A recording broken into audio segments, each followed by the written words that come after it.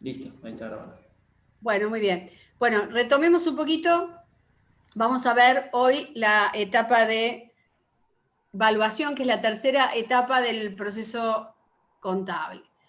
Yo les decía hace un ratito cómo es o cuáles son los procesos por los cuales tiene que pasar un hecho económico. ¿Qué es lo que primero que se hace? Ustedes me dijeron, se revela, es decir, se conoce.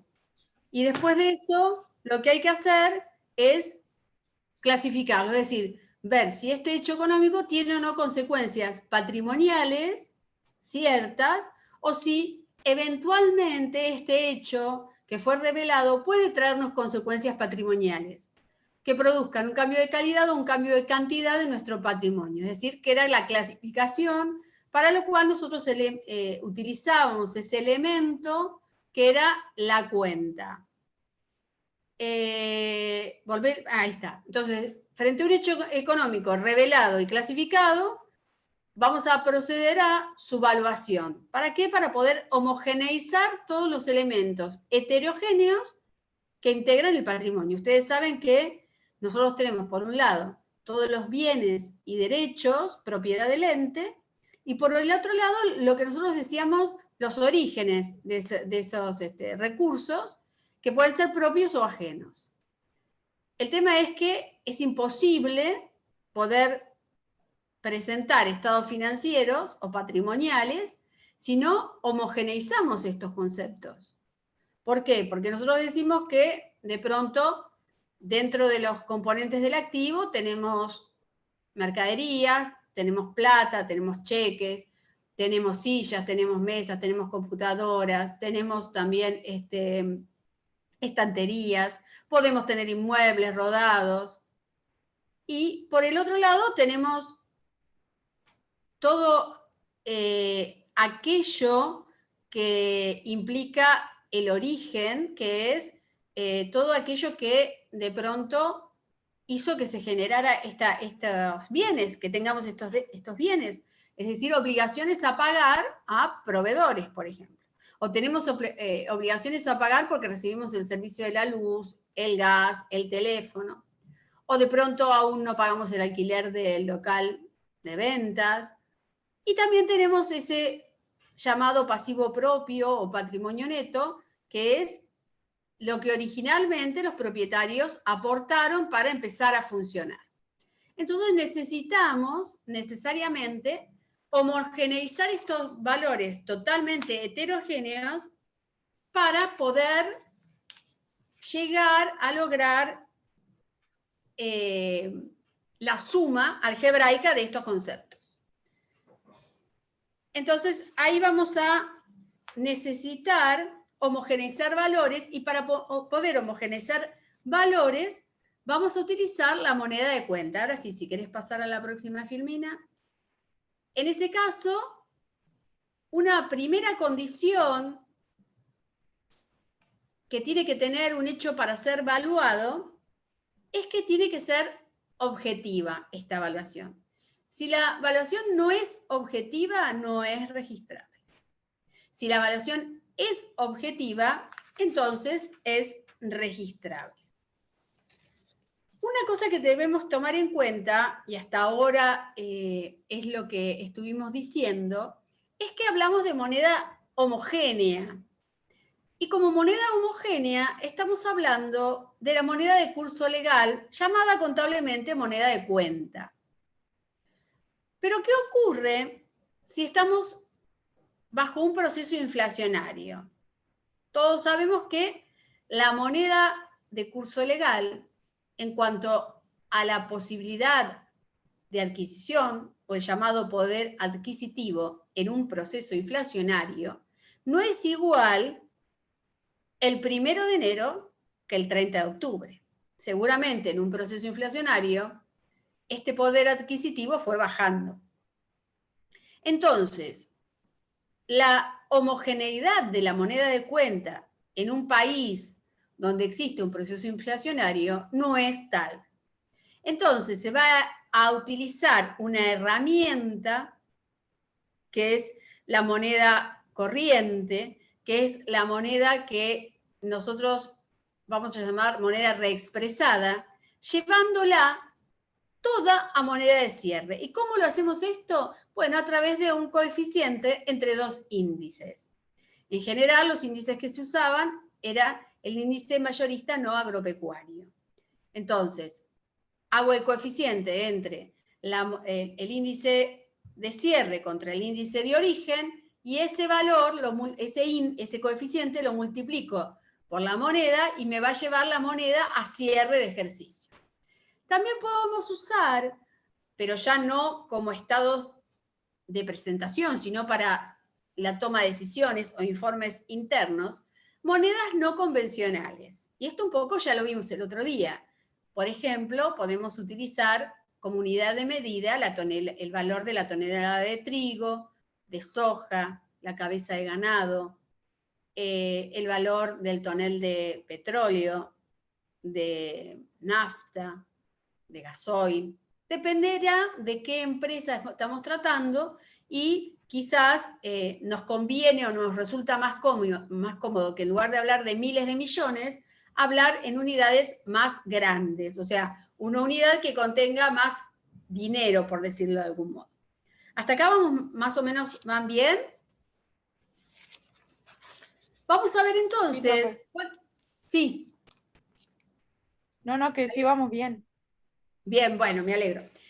Vamos a ver entonces la próxima diapositiva cómo, en la próxima pantalla, cómo va a ser la evaluación en general del activo y cuál va a ser la evaluación del pasivo. La evaluación del activo va a ser al ingreso al valor de costo. Y la evaluación del pasivo va a ser a su valor original.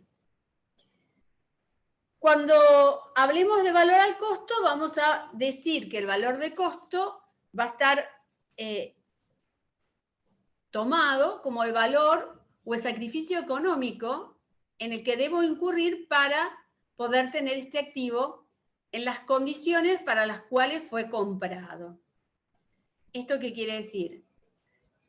Es o voy a incorporar como valor de activo el precio de compra más todos los gastos necesarios, únicos e identificables en los cuales necesito incurrir para que este activo cumpla la función para la cual fue comprado. Si yo estoy analizando la incorporación de un bien de cambio, voy a tomar como valor de costo del activo el precio de compra más todos los gastos necesarios para que esa mercadería esté en condiciones, o ese bien esté en condiciones de ser vendido. Como por ejemplo, voy a incorporar, si está a mi cargo, el flete de traslado desde el depósito del vendedor a mi depósito. Si esta mercadería necesita un packaging determinado para la venta, le voy a incorporar el costo del packaging determinado.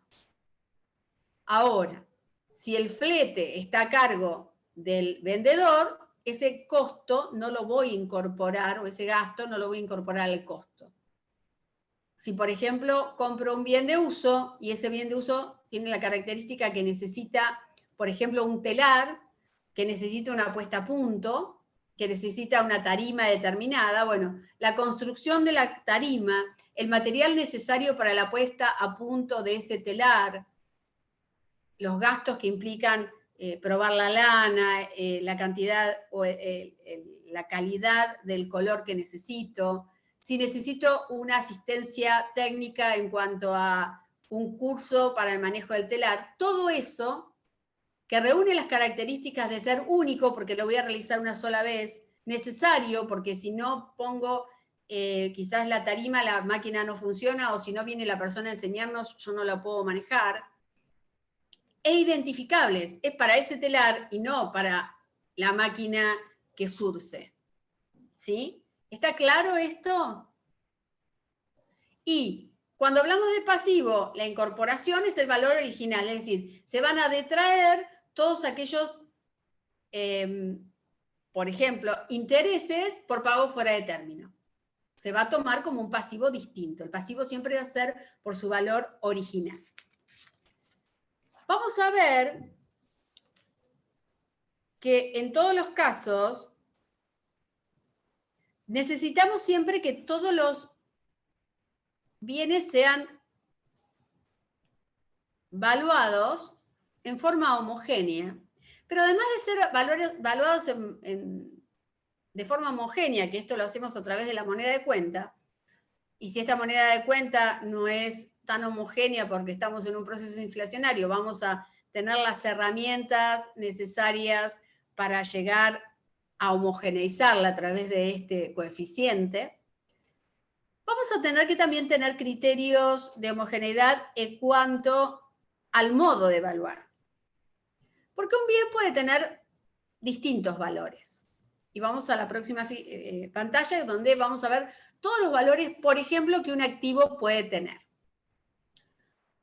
Un activo puede tener un valor nominal. El valor nominal, como el nombre indica, nómina, es el valor escrito. Es el valor que figura en el documento que estoy trasladando. Y esto se da en general para, por ejemplo, las acciones, o las cuotas partes, o los títulos públicos. El valor nominal es el valor escrito en el documento que respalda la acción, el título público o la cuota parte societaria. El valor de costo, como les dije hoy, es el valor que representa el sacrificio económico en el cual tengo que incurrir para la adquisición de un bien, ya sea para su comercialización o para su uso. Es decir, es el precio de venta o el valor de venta, es decir, lo que me facturaron a mí, ¿sí? El precio de compra, lo que está en la factura, más todos los gastos únicos, necesarios e identificables en los que debo incurrir para que el bien sea o cumpla con el objetivo por el cual fue comprado. Esto es, voy a incorporar al precio de factura todos los gastos que debo realizar por única vez, que los debo realizar necesariamente para poder usar el bien de uso o poder poner la mercadería a la venta, y los tengo que identificar con ese bien que estoy comprando. Un ejemplo bastante claro que podemos mostrar entre lo que tiene y lo que no tiene que entrar en el costo es cuando compro un rodado. Cuando compro un rodado usado, el gasto de patente del año no tengo que incorporarlo al costo. Pero sí voy a incorporar al costo las patentes atrasadas. ¿Y por qué las voy a incorporar al costo? Porque si yo no pago las patentes atrasadas, no me van a hacer la transferencia del bien, del rodado. Entonces, en el caso de un rodado, voy a hacer el precio de compra más las patentes atrasadas. Pero si además yo en ese momento pago la patente del año en curso, eso va a ir como gasto, no como parte integrante del valor del costo de rodado. ¿Está claro?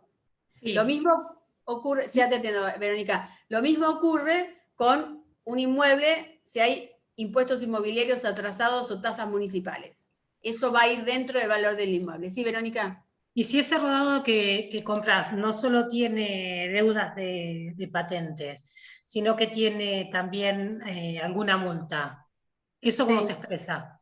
Bueno, eso en primer lugar tenés que verificarlo con el vendedor. Si vos te haces cargo de esas cosas, eso va también dentro del valor de costo, porque si no pagas la multa, la transferencia no te la hacen. Claro, por eso. No, eso preguntaba. Perfecto. No tiene que ser un gasto repetitivo. La patente común de curso legal es un gasto repetitivo. Mensual. ¿Sí? Sí. En cambio, la atrasada es un gasto que ya pasó, que lo tengo que hacer, porque si no lo hago, no me transfieren, no me hacen la transferencia del rodado. Perfecto. ¿Sí? Gracias. No, por nada. Después tenemos también el valor corriente. El valor corriente es el valor que posee el derecho o el bien en el mercado en un momento determinado. Es decir, por ejemplo, ¿cuánto sale hoy un rodado? ¿Cuánto sale hoy ir y sacar un préstamo igual al que saqué hace 5 meses? Ese es el valor corriente. El valor reexpresado es el valor que necesito para poder homogeneizar la moneda. Es el valor que aparece como consecuencia de la inflación. Es el valor que surge como consecuencia de la multiplicación del valor de origen por el coeficiente de cierre del ejercicio. Es decir, es el valor que necesito para llevar todo a moneda de cierre en un proceso inflacionario. El valor de venta o el precio de venta es el valor al cual yo voy a vender el bien, ya sea que se trate de un bien para la compra-venta, ya sea que se trate de un bien para la producción, o si se trata de un bien de uso que decido venderlo. Es el valor de venta, en general podemos decir que es el valor de costo más el porcentaje de utilidad que quiero obtener. El valor de reposición es el valor que me cuesta a mí hoy comprar el bien en iguales condiciones en las que está. Es decir, si yo compré hace 2 meses un stock de mercadería, de remeras, el valor de reposición sería cuánto me sale hoy comprar la misma cantidad y calidad y variedad de remeras. Ese sería el valor de reposición.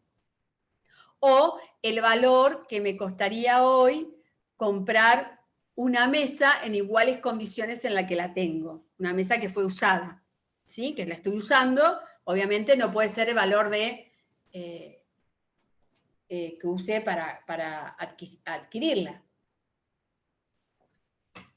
A nuevo, es un valor, el valor de reposición es siempre en iguales condiciones en que el elemento está.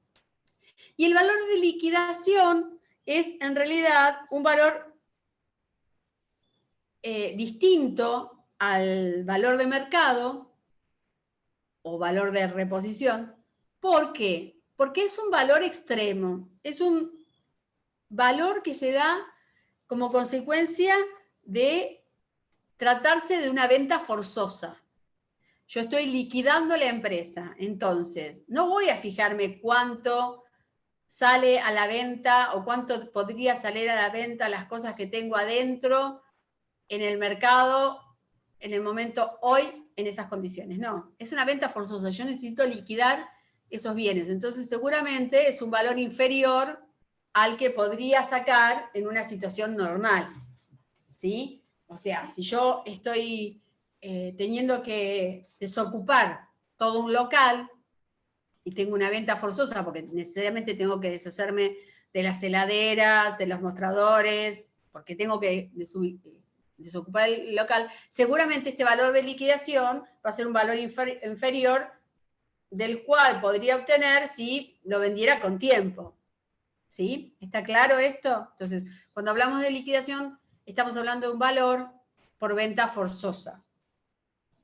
Lo que tenemos que tener en claro en el caso de los activos, todos estos valores que tenemos van a ser usados en diferentes momentos. Pero siempre que estemos hablando de la incorporación de un activo, siempre vamos a estar valuando ese activo al costo. Es decir, los activos se evalúan al costo, recordamos, entendiendo por costo el sacrificio económico que implica la adquisición de ese bien, que incluye el precio de compra, más todos los gastos necesarios, únicos y no repetitivos e identificables que necesito incurrir para que el bien esté en condiciones de cumplir con el objetivo para el cual fue comprado. Con esto tenemos que tener en cuenta que cuando estamos valuando tenemos que tener varios elementos en cuenta.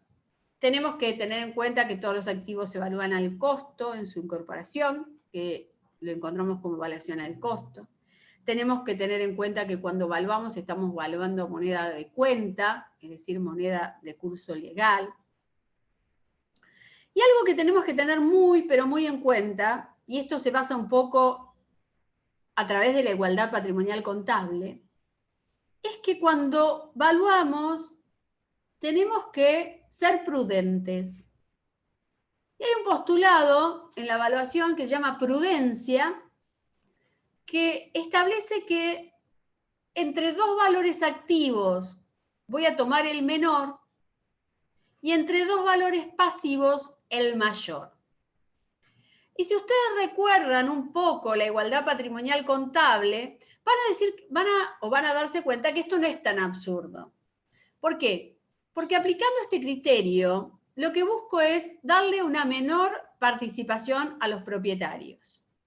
Lo que busco es tratar de no beneficiar al propietario en desmedro del ente. Ustedes recuerdan cómo es la igualdad patrimonial contable, decíamos activo menos pasivo igual a patrimonio neto, ¿sí? Entonces, si digo que entre dos valores activos tomo el menor, quiere decir que de esta igualdad contable, el valor al cual hay que restar es más chiquito. Por lo tanto, voy a tener menos patrimonio neto. ¿Sí? Entre dos valores pasivos, digo que tomo el mayor. El pasivo es lo que le resta al activo. Si tomo el mayor, también lo que estoy dándole es un valor menor al patrimonio neto. ¿Para qué? Para que no se licúe la sociedad. Para que en el término cotidiano los propietarios no se la coman a la sociedad, porque dice que tengo un patrimonio neto más alto, entonces puedo distribuir más. ¿Está claro esto? ¿Sí? ¿Todos lo van teniendo claro? Sí, Sí, sí. profe. Bien, impecable. bien. Porque si yo tuviera un pizarrón, les podría escribir activo menos pasivo y hacerle numéricamente. Pero si lo quieren así medio en el aire, si yo digo, tengo dos valores activos, 100 y 80. Y el valor pasivo, 20. ¿Sí? Entonces, si yo digo entre dos valores activos, tomo el menor, 80 menos 20, me da un patrimonio neto de 60. Estoy resguardando el patrimonio de la sociedad. ¿Sí? Estoy resguardando ¿para qué? Para que los propietarios, si yo estoy sobrevaluando el activo, no digan, bueno, me retiro parte y me lo llevo a mi casa. Y entre dos valores pasivos tomo el mayor, ante un activo de 100, un patrimonio neto de, un pasivo de 30 y un pasivo de 40, voy a tomar 100 menos 40, es decir, que voy a dejar el patrimonio neto de 60, ¿para qué? Para poder resguardar siempre la liquidez de este patrimonio neto. Después, si tengo que hacer algún ajuste, lo haré, pero en principio, entre dos valores, voy a tomar el activo el menor y el pasivo el mayor. Otro de los conceptos que tenemos que tomar en cuenta es que la evaluación tiene que ser objetiva. Es decir, si yo llamo a un tercero para que, ajeno e independiente del ente, para que pueda evaluar algo que necesito que evalúe, como por ejemplo puede ser la planta, ¿sí? La planta no me estoy refiriendo al ceibo o al sauce llorón, me estoy refiriendo a la planta, al depósito con las máquinas y todos los elementos que pueda haber adentro. Y tiene que ser objetivamente, o sea, no tiene que haber, quien lo evalúe no tiene que tener intereses encontrados con la empresa. ¿Por qué? Porque si no, va a dar un valor superior del activo para sobrevaluar el activo. Y esto lo puedo corroborar si, por ejemplo, pido la evaluación por parte de dos expertos, la diferencia de evaluación tiene que ser poco significativa.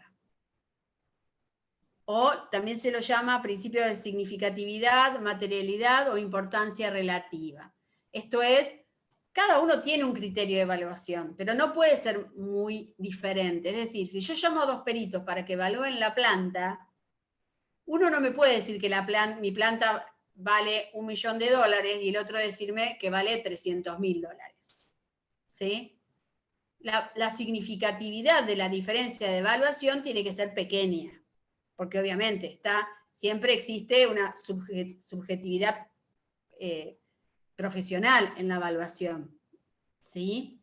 Ustedes fíjense que si alguno de ustedes en algún momento tuvo la posibilidad de tener la necesidad de vender un inmueble, las distintas inmobiliarias le dan distintos valores, pero en general, salvo que sea algo muy raro, la significatividad de diferencia de evaluación es relativa, no es muy importante, porque si ustedes tienen un departamento, no sé, doy un ejemplo cualquiera, no tengo ni idea de lo que digo en cuanto a números. Si yo digo voy a vender un departamento que tengo en 8,48, no puede alguien venir a decirme sale $10.000.000 y el otro decirme sale $7.000.000, porque la diferencia es importantísima, ¿sí?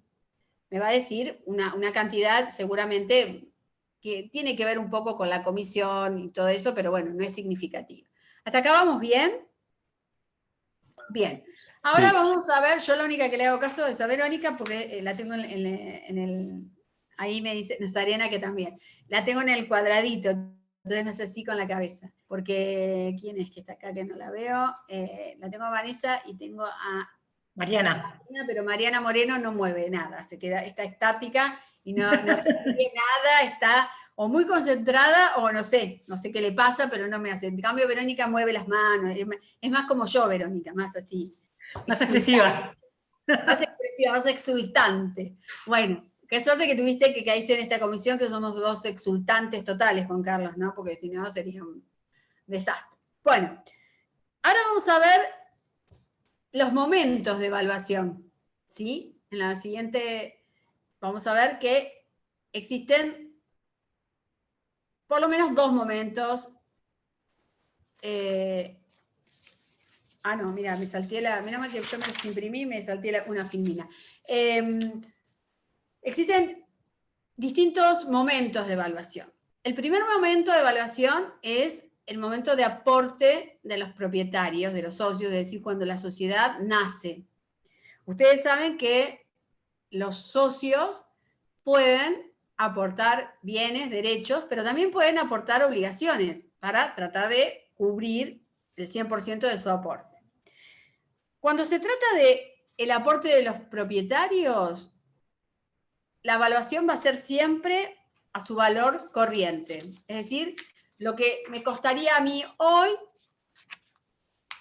tener o comprar o incorporar el bien o el derecho, la posibilidad de pago, de lo que el socio está aportando. Y si además aporta un pasivo, obviamente la obligación cierta que tenemos en ese momento o vamos a tener como ente en el futuro. Otro momento de evaluación es adquisición de terceros. Esto es cuando nosotros compramos un bien, ya sea para ser vendido en iguales condiciones o para realizar alguna transferencia.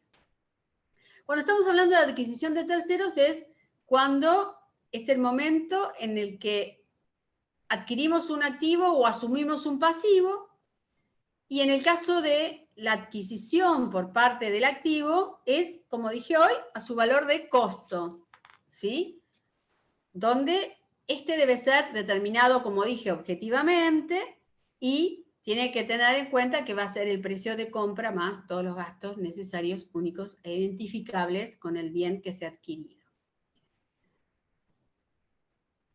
Otro momento en el cual puede haber una incorporación es la recepción por donación, o sea, alguien nos dona algo. Esto fundamentalmente se da en entes de bien público. En ese caso, la incorporación del bien va a ser en el momento de la donación a su valor corriente. Es decir, es como si fuera el aporte de los propietarios. Luego tenemos otro momento de evaluación, que es la transferencia de activos adquiridos a otros entes. Esto es, lo compramos y lo vamos produciendo también, modificando. Entonces, compramos un bien, pero no para ser vendido en iguales condiciones en las que lo compramos. En ese caso, va a ser el valor de incorporación de ese activo terminado, va a ser la sumatoria de todos los activos que fuimos consumiendo. Y esto es un poco lo que decíamos hoy, cómo llamamos a las cuentas. Ustedes recuerdan que cuando hablamos de la cuenta bienes, o sea, como concepto, como rubro, sintética, bienes de cambio, como cuenta analítica podríamos tener mercadería de reventa, pero también puede ser que nosotros nos dedicamos a la producción. Y entonces también vamos a tener materiales, productos en proceso, materia prima, productos terminados. Bueno, el producto terminado, si se vende así como terminado, no se le incorpora ningún packaging para transformarlo en mercadería, ese producto terminado va a ser consecuencia de la transferencia de un activo que compramos originalmente y que fuimos incorporándole costos. Es decir, la materia prima, los materiales, cuando empiezan a ser producidos, se transforman en productos en proceso. Y van a ser productos terminados, esos productos en procesos a los cuales además se le incorporó otros consumos, como puede ser la mano de obra, como puede ser algún producto adicional que haya que incorporarle, algún material adicional, ¿sí?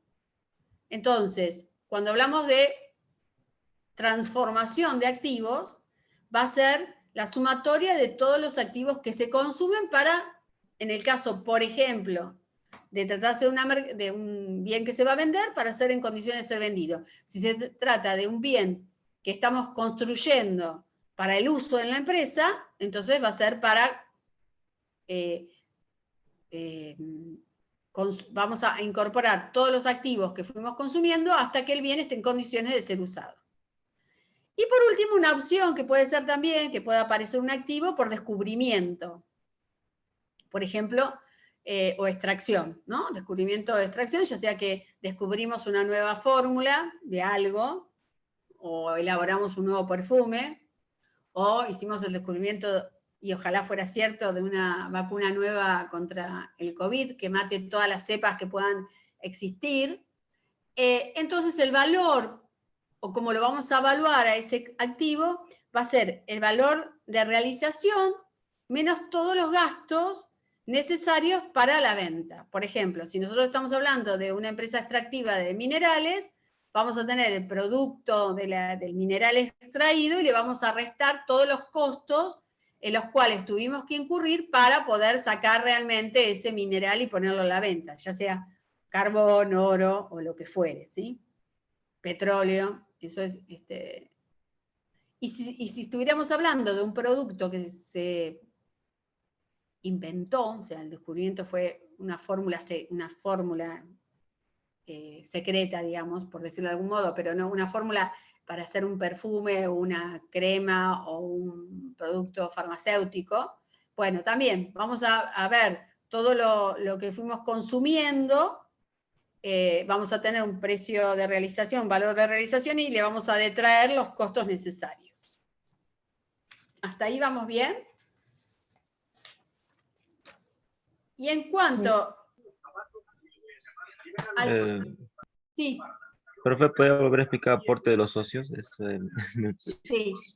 El aporte de los socios es en... no sé quién me habla. ¿Quién habló?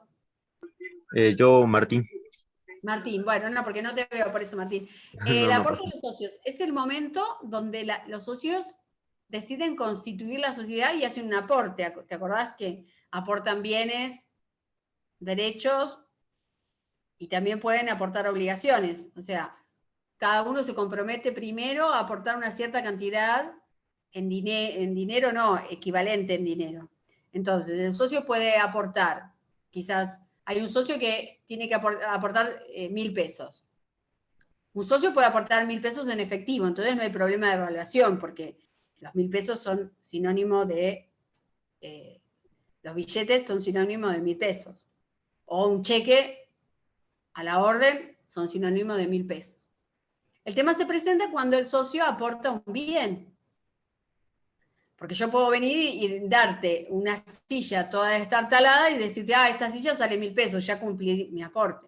Y no es así.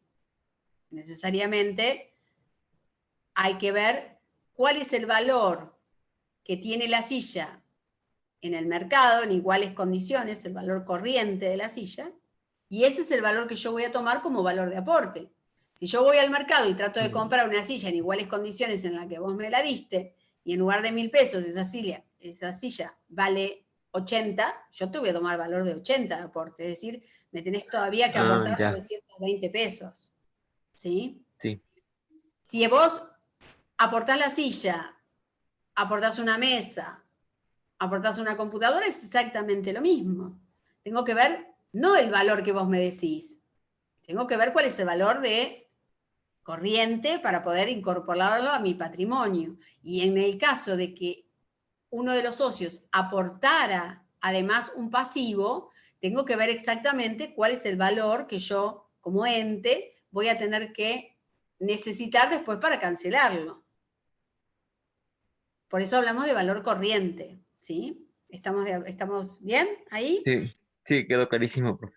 Bien. Gracias. Entonces, ahora esto es en cuanto a cómo evaluamos o cuál es el momento de evaluación de los activos y cómo se evalúa en cada caso. Ahora vamos a ver el pasivo, que es la próxima filmina. El pasivo también tenemos ya no tantos momentos, solamente 2 momentos. El primer momento es de la transferencia por parte de los propietarios, que es lo que recién te explicaba Martín. Un propietario puede aportar bienes, derechos y también obligaciones. O sea, yo puedo aportar al patrimonio un rodado que tenga una prenda. Ustedes saben que la prenda es una obligación que tengo contra el ex titular que me vendió el rodado. O sea, yo aporto el rodado con la prenda de la mano. Entonces, que es una obligación. Voy a incorporar el rodado por su valor corriente, es decir, lo que me saldría a mí hoy comprar un rodado en iguales condiciones, y voy a incorporar también a mi patrimonio, pero en este caso restando como pasivo, la obligación que este socio está transfiriendo. Lo mismo pasa, por ejemplo, si un socio aporta una hipoteca, o sea, aporta un inmueble con una hipoteca. O si un socio dice, mira, yo voy a aportar, no sé, una cierta cantidad de bienes, como pueden ser bienes de uso en general, pero para compensar, porque son bienes de uso que superan el valor de aporte, voy a transferir una deuda que tengo a un acreedor común. También puede suceder eso, no siempre tiene que ser exactamente la obligación tiene que estar relacionada con un bien, mueble o inmueble. En general es así, pero puedo yo transferir, por ejemplo, tengo un derecho a cobrar que está documentado y bueno, y supera ampliamente la obligación de aporte. Bueno, quizás yo transfiero también, junto con eso, una deuda que tengo y nivelo lo que debo aportar. Y por otro lado, el pasivo puede aparecer como consecuencia de adquisición de bienes o recepción de servicios. Esto es muy sencillo. Cuando compro, y esto nace como consecuencia ya no de la relación con el propio propietario, sino con terceros. Cuando compro mercaderías o materias primas o materiales, puedo hacerlo a crédito, en cuenta corriente. Y cuando recibo un servicio, puede ser que no lo cancele en el momento o que lo vaya usando, como es el tema de la luz, el gas, el teléfono, que me llega la factura después de consumido. ¿Sí? Y esto es el nacimiento de los pasivos y la evaluación de los pasivos en su incorporación. Ya si querés, Vane, podés sacarlo en la pantalla compartida. Hasta acá más o menos. Hoy vamos a hacer una pequeña introducción y después la clase que viene vamos a terminar con esto.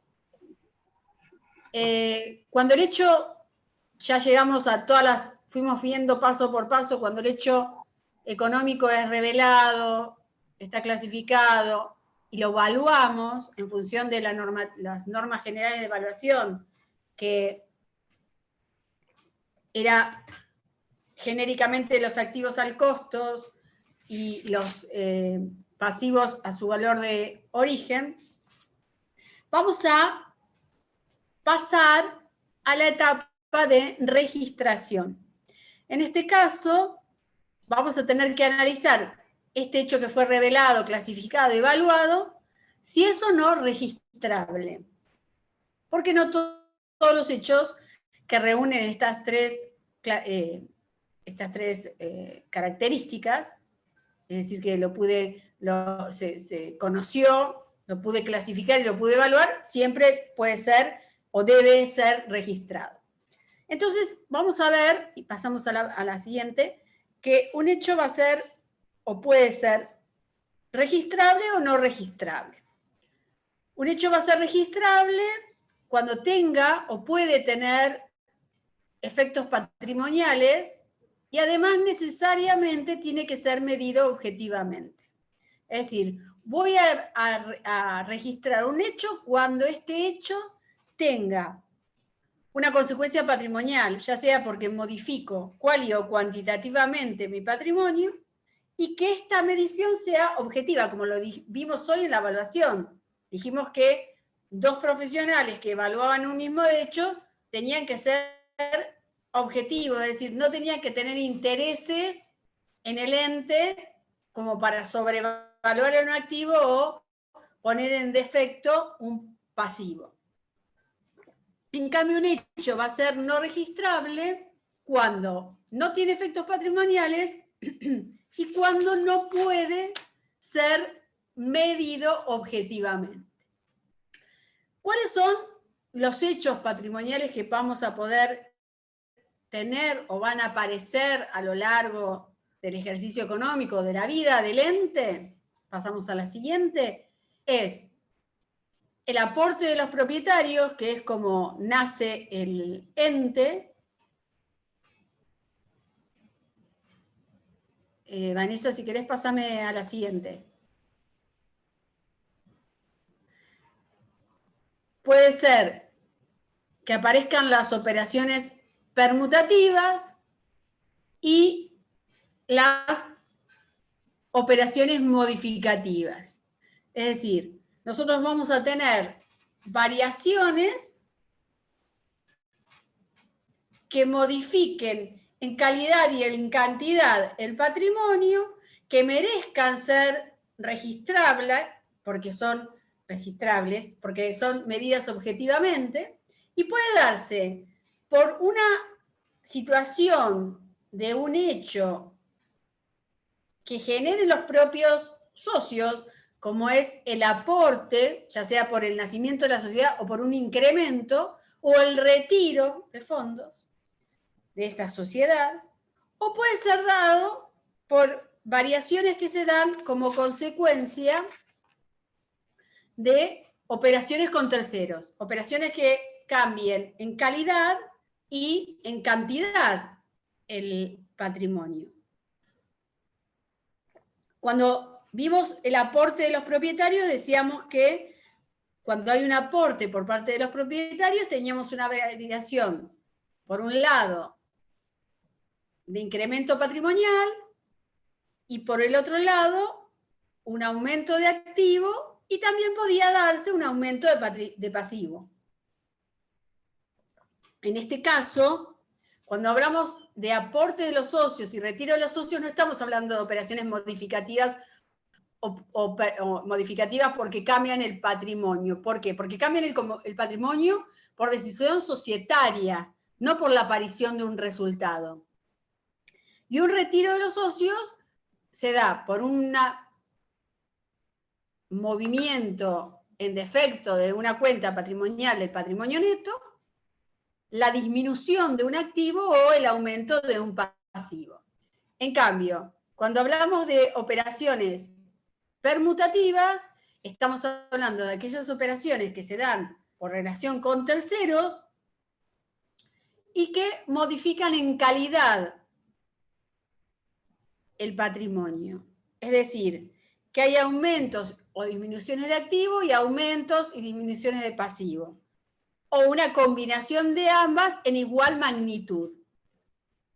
En cambio, cuando hablábamos de las operaciones modificativas, había modificaciones en más o en menos de activos y pasivos, pero, o una combinación, pero en distinta magnitud. ¿Esto qué significa? Tenían que aparecer para nivelar la igualdad patrimonial contable, tenían que aparecer los resultados positivos o negativos según el número que necesitaba para balancear la igualdad patrimonial contable. ¿Está claro hasta acá? Sí, profe. Sí, sí. Bien. Sí. Está claro. Todos estos hechos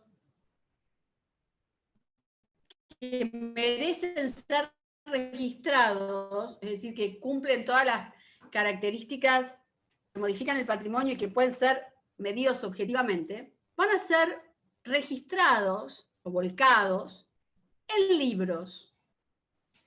Y cuando hablamos de los libros contables, son registros o libros que tiene cada entidad donde se realizan anotaciones de distinto índole en diferentes momentos y que se puede hacer una primera clasificación en obligatorios y no obligatorios, o obligatorios y técnicamente indispensables. Es decir, el Código Civil y Comercial, desde el artículo 320 al 330, indica cuáles son los libros cuáles son los libros obligatorios legalmente y qué características deben cumplir para ser llevados. Los libros que son legalmente obligatorios son el Diario General y el libro Inventarios y Balances. Esto lo establece taxativamente el Código Civil y Comercial, lo que no implica que el ente deba llevar otros libros porque así lo exige otro tipo de legislación. Es decir, esto es referido a la terminología contable.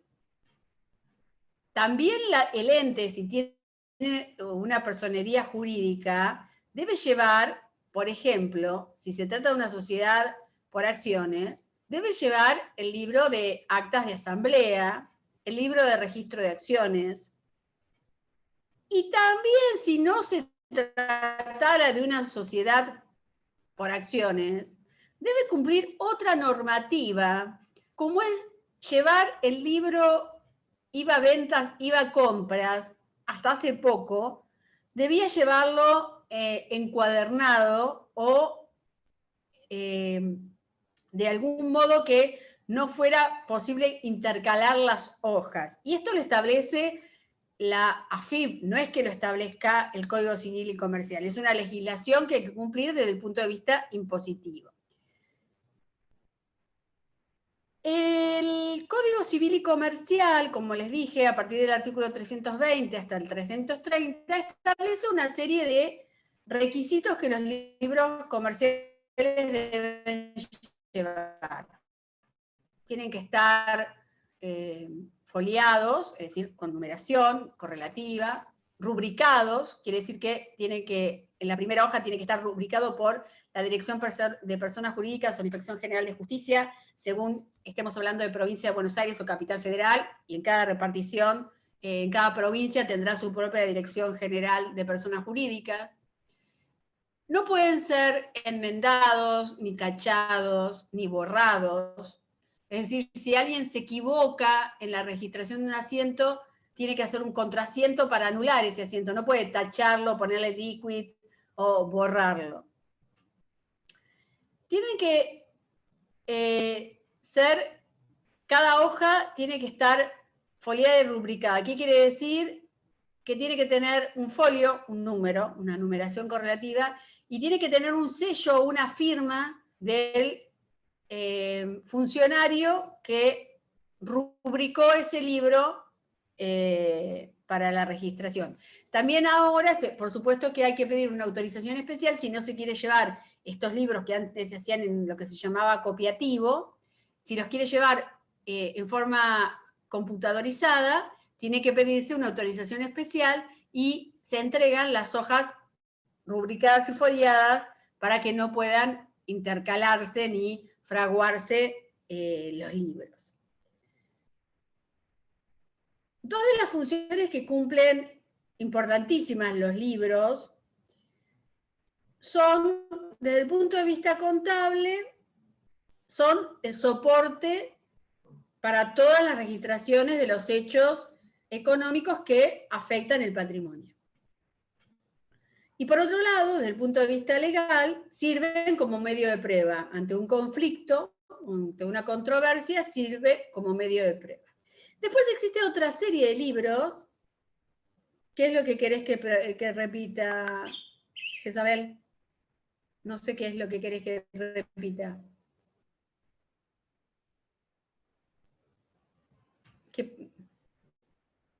¿Pero qué? ¿Lo de los libros? ¿Qué? No sé qué cosa. Vos me decís, no escuché, pero ¿desde dónde querés que repita?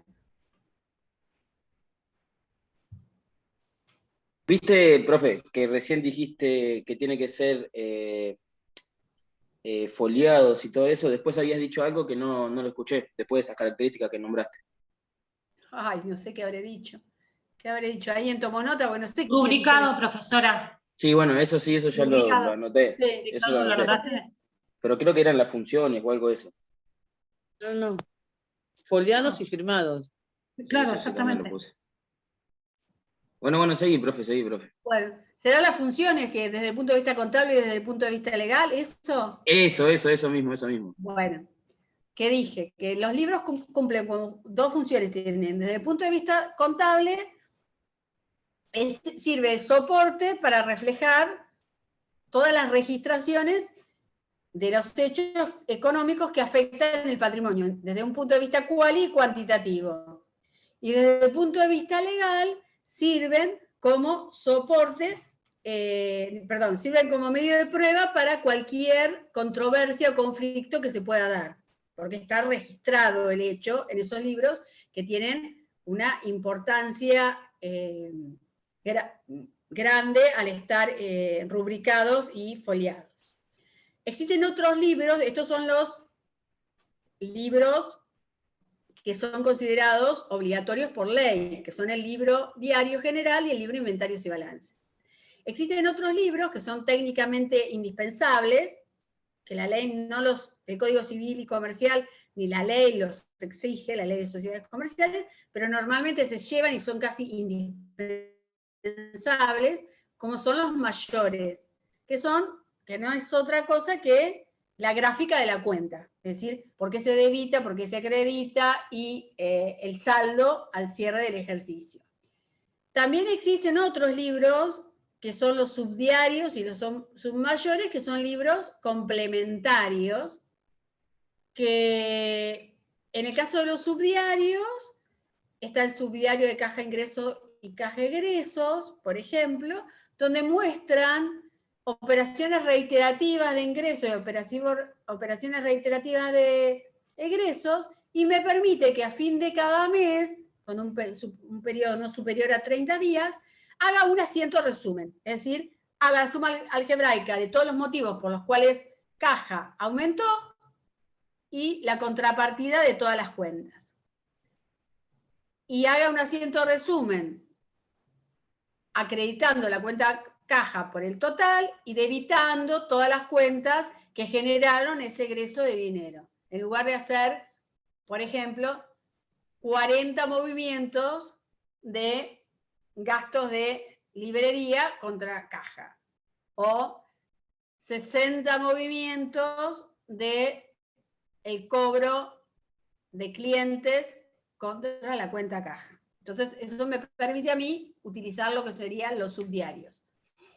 Y los submayores también son libros auxiliares, que en realidad lo que hacen es una apertura mayor de las cuentas que intervienen en todo hecho económico. Por ejemplo, submayor de clientes. Yo puedo tener una cuenta madre, que es el mayor llamado clientes, y después un montón de subcuentas donde me dice el cliente Nahuel, el cliente Vanessa, el cliente Verónica, el cliente Gladys, el cliente Romina, suma el total de la deuda o el derecho a cobrar que yo tengo al cierre del ejercicio o a fin de mes. Tengo la apertura de lo que cada uno me debe. Eso sería un submayor, al igual que un proveedor. Yo digo, hoy debo 300.000 pesos. Sí, pero ¿a quién le debes? ¿Todo a uno? ¿Todos pequeños compras? Bueno, si tengo los submayores, en lugar de analizar todo el mayor general, analizo cuenta por cuenta y veo que obviamente la sumatoria de todos esos submayores tienen que dar la cuenta madre proveedores. ¿Está claro? Sí, profe. Sí, sí, Bien. profe. Y siguen siendo todavía físicos y demás, más allá de que a poquito quieren ir pasando a ser digitales. Claro, ¿No? claro. Sí, De hecho, sí, yo sí. acá tengo uno, por ejemplo, que justo tenía en el escritorio, Ah, el de actas. el de actas de reunión de socios. Entonces se escribe y se... Discúlpame, ¿qué se va a empezar a hacer también digital? No, de a poquito están empezando a pasar algunos libros, el libro sueldos, por ejemplo, empezó a ser digital.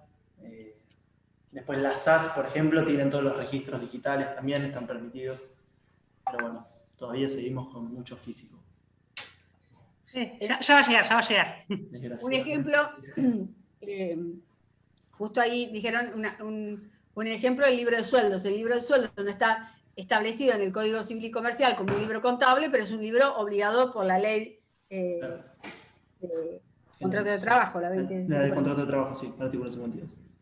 Esa es la ley que obliga a llevar el libro, o sea, rubricado y foliado de la liquidación de sueldos. Que bueno, también ahora ese libro se puede llevar por sistema computarizado, pero si no se pasa el libro. Se decía antes, tenemos que pasar el libro sueldos, o sea, y se pasaba la liquidación del recibo y de la planilla adicional. Vamos a ver ahora, como un flash, y después lo seguimos la clase que viene, cómo sería la secuencia de la registración. Esto sería ahí está. Esto que parece medio complicado es muy sencillo. Partiendo del hecho, ¿cómo es la secuencia? Primero tengo que determinar si el hecho es patrimonial, con efecto patrimonial, o sin efecto patrimonial. Si podés ir marcando con el cursor, Vane, mientras yo voy diciendo, así los chicos se van ubicando. No sé si... con efecto patrimonial puede ser medible objetivamente o no medible objetivamente. Si no es medible objetivamente, no se registra, lo desecho ese hecho. No tengo que hacer nada. Y si es medible objetivamente, se da dentro de las 4 opciones que se podía producir o podía modificarse el patrimonio en calidad y cantidad, que era cualquier movimiento con los socios, ya sea de aporte o de retiro, operaciones que modificaban en calidad el patrimonio, que son las permutativas, operaciones que modificaban la calidad del patrimonio y cantidad, que son las modificativas. Y después teníamos el hecho sin efecto patrimonial. Y dentro de sin efecto patrimonial podemos tener aquellos que no van a tener ningún efecto patrimonial, y entonces no se registra, que nunca va a tener un efecto patrimonial. Por ejemplo, yo me dedico a la compra-venta de mercaderías. Y el hecho es, el Estado Nacional saca una ley que por un periodo de 6 meses deja de liquidarse el IVA a la actividad agropecuaria. ¿Es un hecho? Sí. ¿Tiene efecto patrimonial? No. Otros, nunca lo voy a registrar. A mí no me afecta, porque no me afecta. En cambio, hay hechos sin efecto patrimonial, pero hoy, en este momento, pero puede suceder que lo tengan en el futuro. Y es la aparición y desaparición de contingencias. Esta aparición y desaparición de contingencias las tengo que registrar, pero no a través de las cuentas patrimoniales ni de resultado. No tienen que afectar la igualdad patrimonial contable. Van a mostrar esta contingencia, van a mostrar esta posibilidad de modificación, pero no va a afectar la igualdad patrimonial contable. Es decir, no va a cambiar ni calidad ni cantidad del patrimonio. Y son las cuentas de orden. Son, por ejemplo, como yo en su momento les expliqué, cuando uno sale de garante de un alquiler. Cuando recibo mercaderías en consignación para tener, que tengo la tenencia, pero no tengo la propiedad, y la aparición de la contingencia puede ser que la roben, se pierdan, se rompan. Entonces, esto me trae a mí una contingencia y tengo que reflejarlo de algún modo. ¿Y cómo lo reflejo? Por las cuentas de orden, a través de una igualdad de cuentas de orden. Voy a tener una cuenta de orden activa y una cuenta de orden pasiva en igual magnitud. ¿Sí? ¿Me siguieron hasta acá? Sí, Sí, profe. Sí, sí, profe. sí. ¿Sí? Sí. Bien. Vamos a dejar hasta acá para no seguir avanzando y no enloquecerlos. Si querés, ya Vanessa, podemos volver. Estoy mirando el chat. ¿Cortamos la grabación también? Más o menos hasta acá me pudieron seguir. ¿Tienen alguna duda? Sí, bien, Fue más o corta. menos claro. Yo sé que es mucha información, pero ¿se cortó? No. Te pregunto, ¿corto ¿Me la escuchan? grabación? Sí, se escucha bien. Sí, sí. Bárbaro.